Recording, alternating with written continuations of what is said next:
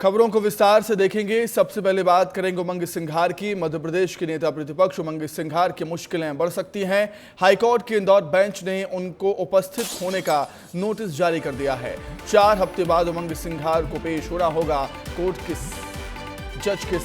के सामने। उमंग सिंघार, धूम सिंह मंडलोई और सुमन बाई को नोटिस जारी हुआ। सिंघार के निर्वाचन को बीजेपी प्रत्याशी सरदार सिंह मेढ़ा ने चुनौती दी थी। गंधवानी विधानसभा की ईवीएम रिलीज करने के भी आदेश जारी हो चुके हैं। मध्य प्रदेश के नेता प्रतिपक्ष उमंग सिंघार की मुश्किलें अब बढ़ सकती हैं, क्योंकि हाईकोर्ट के इंदौर बेंच ने उन्हें उपस्थित होने का, पेश होने का आदेश जारी कर दिया है, नोटिस दिया गया है। 4 हफ्ते बाद उमंग सिंघार को पेश होना होगा कोर्ट के सामने। उमंग सिंघार, धूम सिंह मंडलोई और सुमन बाई को नोटिस जारी हुआ है। सिंघार के निर्वाचन को बीजेपी प्रत्याशी सरदार सिंह मेढ़ा ने चुनौती दी थी। गंधवानी विधानसभा की ईवीएम रिलीज करने के आदेश भी जारी कर दिए गए हैं। विधानसभा चुनाव 2023 में गंधवानी सीट के निर्वाचन के खिलाफ बीजेपी प्रत्याशी सरदार सिंह मेढ़ा ने याचिका लगाई थी। उमंग सिंघार, धूम सिंह मंडलोई और सुमन बाई को कोर्ट में उपस्थित होने का नोटिस जारी हो गया है। कोर्ट के सामने पेश होने का आदेश जारी हो चुका है। कोर्ट में जमा गंधवानी क्षेत्र की ईवीएम रिलीज करने के आदेश भी जारी कर दिए गए हैं। शासन ने लोकसभा चुनाव में ईवीएम की कमी होने का हवाला देते हुए याचिका लगाई थी। अधिक जानकारी के लिए हम बातचीत करेंगे। हमारे सहयोगी पुनीत विजयवर्गीय हमारे साथ जुड़ गए हैं फोन पर। पुनीत, कितना बड़ा झटका हम कहेंगे उमंग सिंघार को, और किस तरह से उमंग सिंघार की मुश्किलें बढ़ सकती हैं?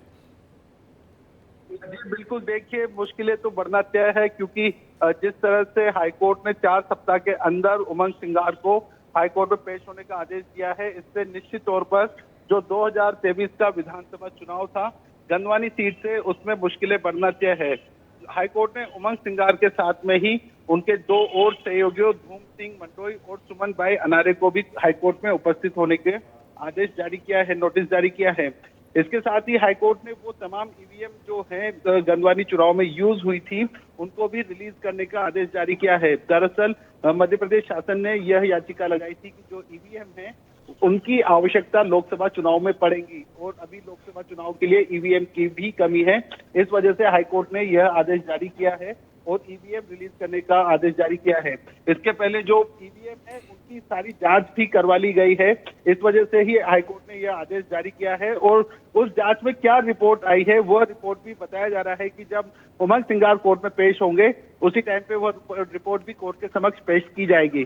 तो निश्चित तौर पर रिपोर्ट में काफी सारे खुलासे हो सकते हैं, और जिस तरह से अनुचित संसाधनों का इस्तेमाल करने का आरोप लगाया है बीजेपी के जो प्रत्याशी रहे हैं गंधवानी से उन्होंने, उसके बाद तो उसमें क्या हुआ है यह बात सामने आएगी, तभी पता चल पाएगा कि किस तरह के अनुचित वो संसाधन थे जिनका इस्तेमाल किया गया है गंधवानी चुनाव में।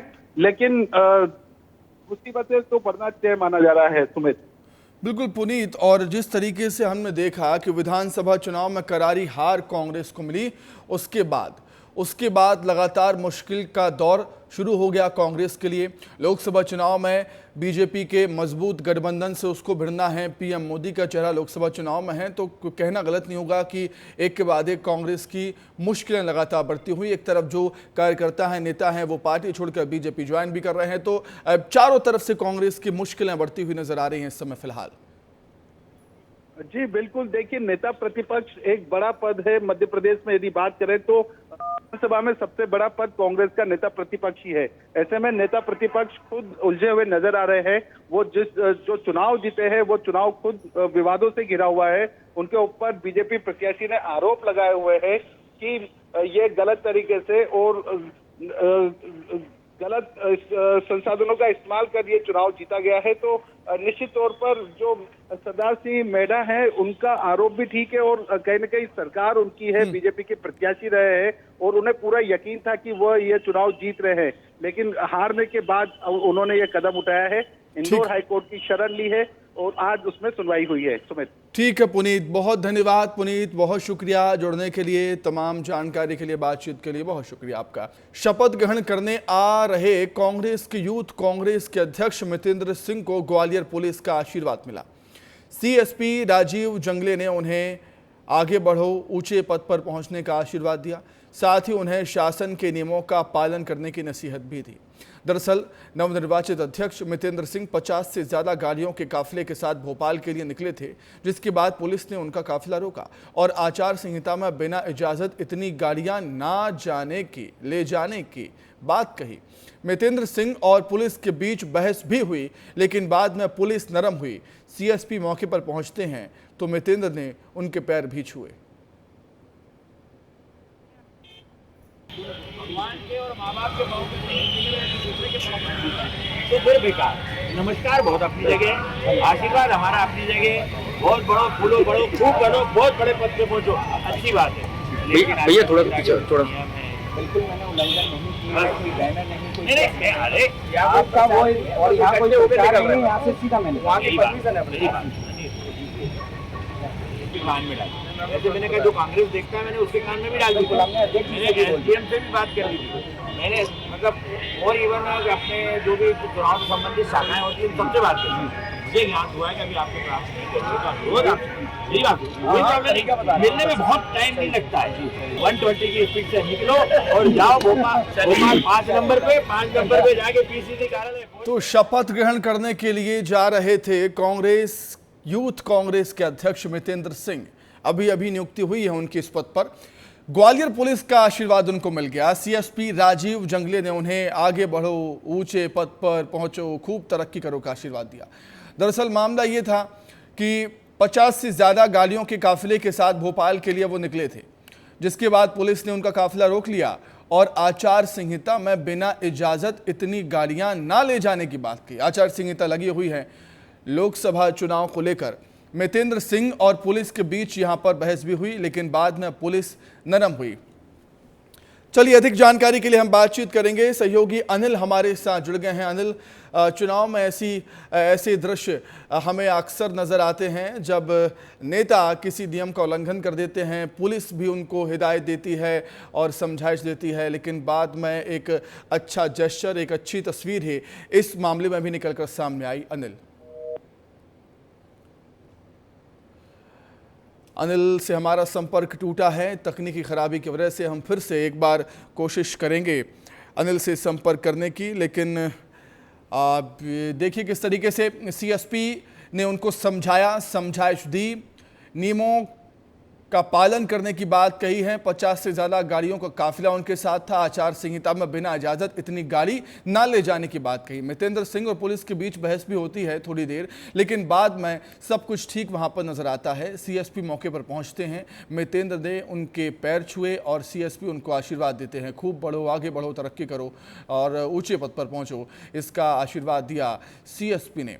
नवनिर्वाचित अध्यक्ष यूथ कांग्रेस के अध्यक्ष मितेंद्र सिंह शपथ ग्रहण करने के लिए जा रहे थे। ग्वालियर से भोपाल के लिए निकले थे। 50 गाड़ियों का काफिला उनके साथ था। आचार संहिता चूंकि लगी हुई है लोकसभा चुनाव को लेकर, तो ऐसा आप नहीं कर सकते नियम के मुताबिक। पुलिस ने उनके काफिले को रोक लिया, फिर थोड़ी सी बहस होती है और उसके बाद पुलिस के जो अधिकारी होते हैं सीएसपी राजीव जंगले, उन्हें समझाइश देते हैं, नियमों के बारे में बताते हैं कि आप गलत कर रहे हैं। फिर उसके बाद सब कुछ नॉर्मल हो जाता है। आशीर्वाद लेते हैं मितेंद्र सीएसपी का और उन्हें आशीर्वाद भी देते हैं सीएसपी। आगे बढ़ते हैं। भोपाल से खबर, पारुल साहू बीजेपी में शामिल हो गई हैं। सीएम डॉक्टर मोहन यादव ने उनको बीजेपी ज्वाइन कराई। पूर्व सीएम शिवराज सिंह चौहान भी इस दौरान मौजूद थे। शेर सिंह यादव प्रदेश महामंत्री कांग्रेस बीजेपी में शामिल हो गए। जी हाँ, शेर सिंह यादव जो कि प्रदेश महामंत्री थे कांग्रेस के, वो भी बीजेपी में शामिल हुए हैं। अमित सक्सेना जिला पंचायत अध्यक्ष छिंदवाड़ा, वो भी बीजेपी में शामिल हुए। तो लगातार ज्वाइनिंग अभियान बीजेपी का जारी है। आज कुछ बड़े चेहरे, पारुल साहू की घर वापसी और मुख्यमंत्री और पूर्व मुख्यमंत्री इस दौरान मौजूद थे, मोहन यादव और शिवराज सिंह चौहान। पारुल साहू के अलावा शेर सिंह यादव जो कि प्रदेश महामंत्री कांग्रेस के बीजेपी में शामिल हुए हैं। शेर सिंह यादव भी, अमित सक्सेना भी बीजेपी में शामिल हुए। पारुल साहू से विस्तार से बातचीत की है, क्या कुछ कहा, आइए आपको सुनाते हैं। मैं अपने घर में वापस आई हूं अपने परिवार के लोगों के साथ। मैं फिर से पार्टी में मिलके काम करूंगी। पहले गोविंद सिंह को आपने हराया, फिर गोविंद सिंह आपको हराए हैं, अब दोनों एक ही पार्टी में हैं। देखिए, सभी भारतीय जनता पार्टी के कार्यकर्ता हैं और मिलके काम करेंगे। ये क्या कारण रहा कांग्रेस से बीजेपी जाने का? हमारी आइडियोलॉजी मैच नहीं करती है और मेरे संस्कार उनके संस्कार से मैच नहीं करते। आपके घर पे 1-2 दिन पहले कार्रवाई हुई थी। देखिए, ये पारिवारिक बात है, मैं तो अपने परिवार में वापस आई। तो आइए अब सीधी का रुख कर लेते हैं, जहां पर बीजेपी के राष्ट्रीय अध्यक्ष जेपी नड्डा पहुंचे हैं चुनाव प्रचार करने के लिए, सभा को संबोधित कर रहे हैं। आज आपको जानकर खुशी होगी, 1,65,000 किलोमीटर नेशनल हाईवे देश में बन गया 10 साल के अंदर। 1,65,000। हर जगह देखो हाईवे हाईवे हाईवे। दिखता है कि नहीं दिखता है बताओ? दिखता है कि नहीं दिखता है? और उसी तरीके से इंटरनेट गांव गांव में ऑप्टिकल फाइबर को पहुंचाने का काम, और उसी तरीके से रेलवे के लिए आज रेलवे में भारत और आपके मध्य प्रदेश में रेलवे में लगभग 4 गुना बजट उसमें बढ़ गया है। इसको भी हमको ध्यान में रखना चाहिए। इसलिए विकास की दृष्टि से और एयर कनेक्टिविटी को भी बढ़ाने का काम किया है। तो हर दृष्टि से विकास के काम को आगे बढ़ाया। एक बात मैं आपसे जरूर करना चाहूंगा, क्योंकि आपके यहां से भी नौजवान देश की रक्षा के लिए, सुरक्षा के लिए आज बॉर्डर पर आज अपने प्रहरी के रूप में खड़े हैं। आपको जानकर आश्चर्य होगा, मैं पहाड़ से आता हूं, मैं बॉर्डर से आता हूं। 10 साल पहले पाकिस्तान जब हमारे ऊपर गोली चलाता था तो आपको जानकर आश्चर्य होगा, पुंछ पे अगर गोली चलती थी तो वो रिपोर्ट करता था नगरोटा के सेंटर पर, नगरोटा रिपोर्ट करता था चंडी मंदिर को, और चंडी मंदिर रिपोर्ट करता था दिल्ली हेडक्वार्टर को, और दिल्ली हेडक्वार्टर से कमांड आता था अभी रुको अभी रुको अभी रुको।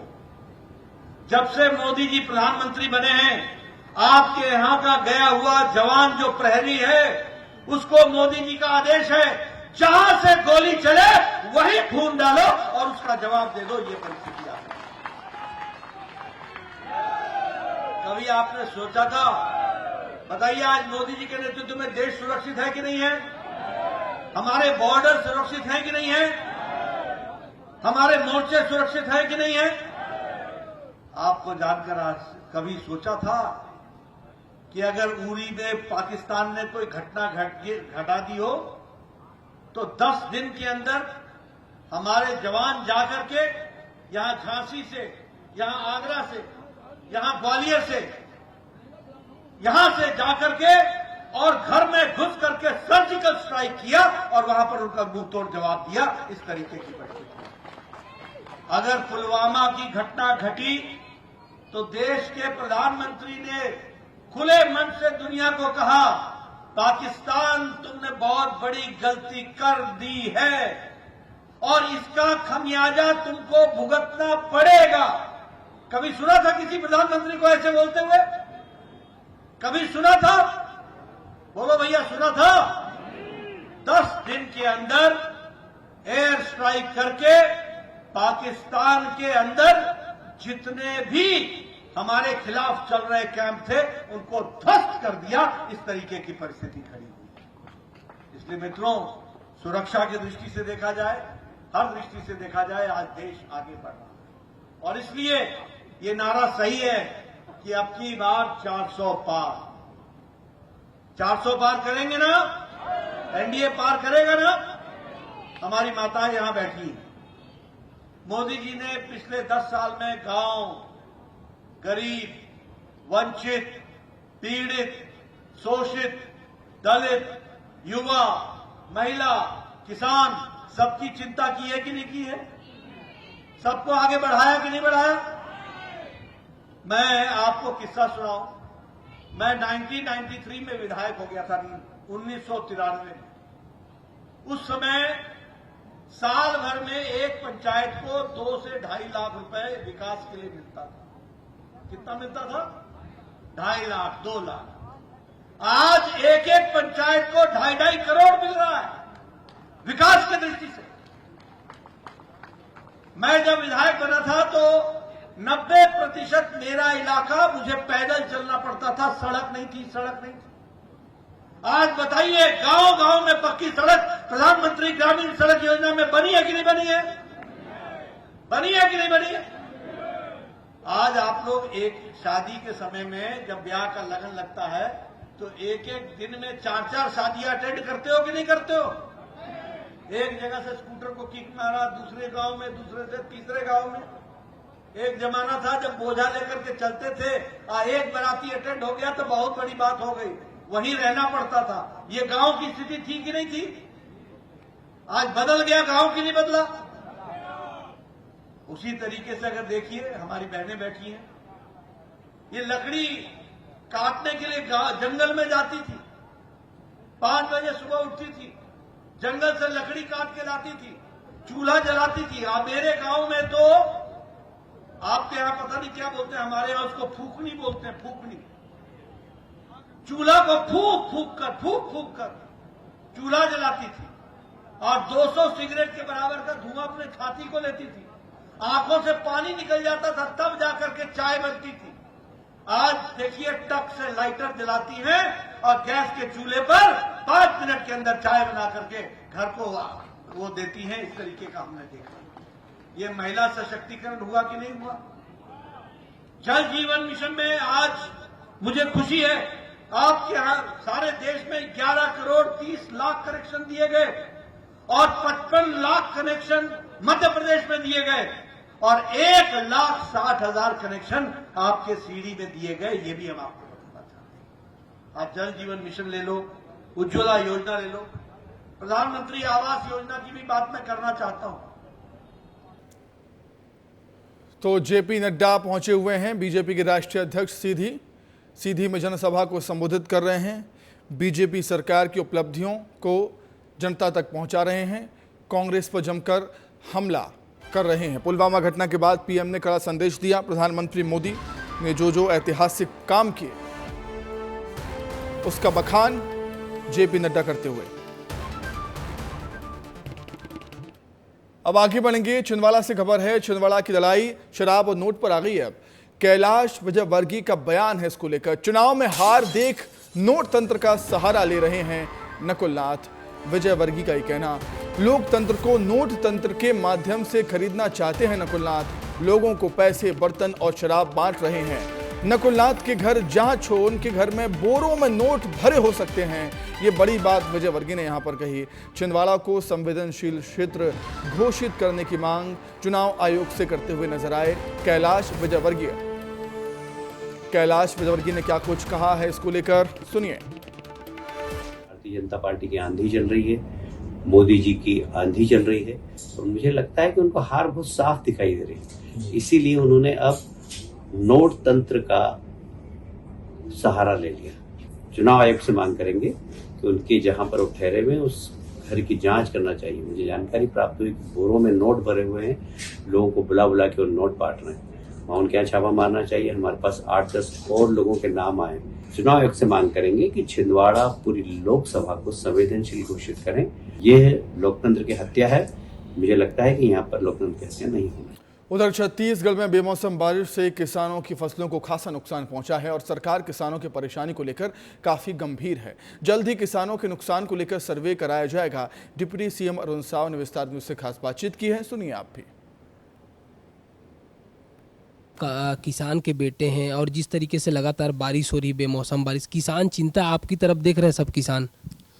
ये सही है कि बारिश के कारण किसानों को खूब नुकसान हुआ है। हमारी सरकार इस दिशा में गंभीर है और निश्चित रूप से किसानों को राहत के लिए हमारी सरकार विचार कर रही है और निश्चित रूप से हम किसानों के हित पे निर्णय करेंगे। किसानों को मतलब चिंता करने की जरूरत नहीं है सरकार। देखिए, ये प्राकृतिक आपदा आई है और प्राकृतिक आपदा में किसानों का बड़ा नुकसान हुआ है। किसानों को इस नुकसान से राहत मिले, इसके लिए हमारी सरकार गंभीर है। तो आपने सुना, उप मुख्यमंत्री हैं, कह रहे हैं कि किसानों को चिंता करने की जरूरत नहीं है, सरकार उनके साथ है। कैमरा पर्सन राजेंद्र के साथ खोमन साहू, विस्तार न्यूज, रायपुर। सीएम विष्णुदेव साय ने मां बमलेश्वरी मंदिर में दर्शन कर पूजा अर्चना की। उसके बाद पत्रकारों से बातचीत करते हुए कहा कि सभी छत्तीसगढ़ वासियों को नवरात्रि की शुभकामनाएं। हमने मां बमलेश्वरी से कामना की है कि छत्तीसगढ़ पर उनका आशीर्वाद सदैव बरसता रहे। ये तस्वीरें आपके सामने मां बमलेश्वरी के मंदिर पहुंचे थे छत्तीसगढ़ के मुख्यमंत्री विष्णुदेव साय। पूजन अर्चन किया विधि विधान के साथ। नवरात्रि के इस पावन पर्व पर लगातार माता रानी की भक्ति में लीन नजर आ रहे हैं सीएम विष्णुदेव साय। और इसी कड़ी में राजनांदगांव बमलेश्वरी मंदिर पहुंचे, पूजन अर्चन किया, माता का आशीर्वाद लिया और प्रदेश की खुशहाली सुख समृद्धि की कामना की है। वहीं पूर्व सीएम शिवराज सिंह चौहान ने सोनिया गांधी पर हमला बोला। उन्होंने कहा कि कांग्रेस की जड़ें उखड़ गई हैं, ये कांग्रेस के पतन की पराकाष्ठा है। जो उनकी सर्वश्रेष्ठ नेत्री चुनाव नहीं लड़ रही, सोनिया मैडम ने मैदान छोड़ दिया रायबरेली। बताओ, जहां से इंदिरा जी लड़ी वह कांग्रेस के पास उम्मीदवार ही नहीं है। कांग्रेस के अधा पतन की पराकाष्ठा है ये। अमेठी में जहाँ राहुल बाबा चुनाव लड़ते थे वही उम्मीदवार नहीं है, राहुल को चले गए छोड़ छाड़ गए। अब बात करेंगे पूर्व सीएम दिग्विजय सिंह की ईवीएम को लेकर, जिनका कड़ा रुख है चुनाव आयोग पर। दिग्विजय सिंह का उनका कहना है कि चुनाव आयोग से उन्होंने शिकायत की है, मेरी शिकायत है, वो जवाब नहीं देते।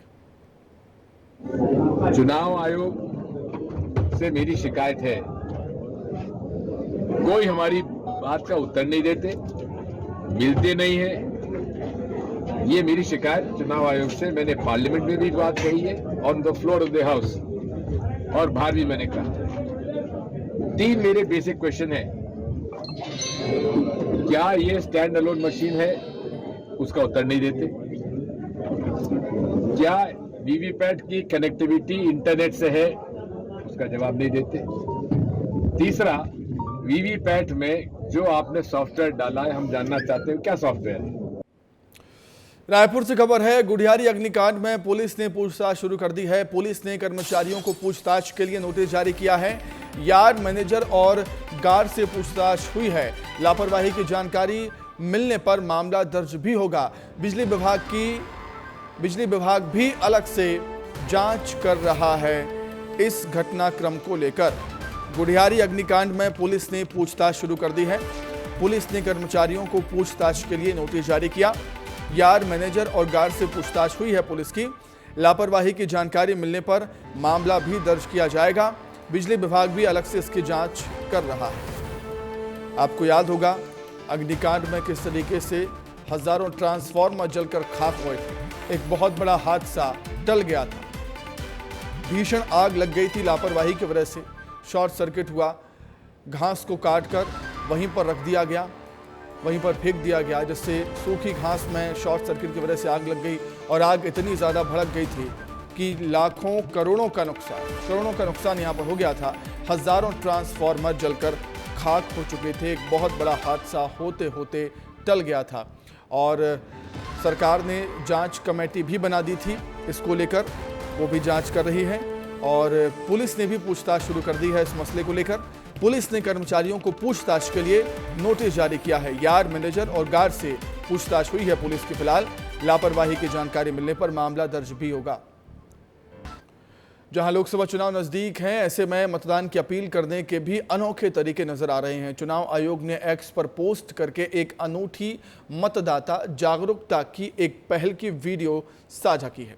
साथ ही इस पोस्ट में लिखा है, एक अनूठी मतदाता जागरूकता पहल में चेन्नई में स्कूबा गोताखोरों ने समुद्र में गोता लगाते हुए नीलांकरी में 60 फीट पानी के अंदर मतदान प्रक्रिया को अंजाम दिया।